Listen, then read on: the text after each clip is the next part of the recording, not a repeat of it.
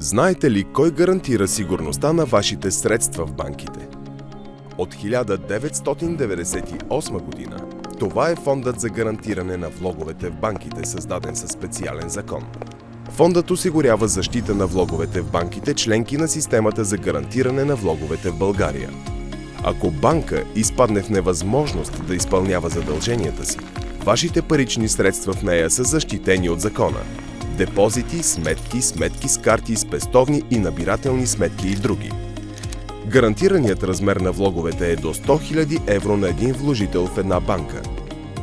Защитени са средствата на физически лица и фирми в евро и валута.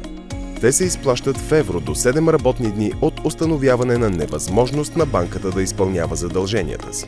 Вашите парични средства по банкови сметки са гарантирани до 100 000 евро.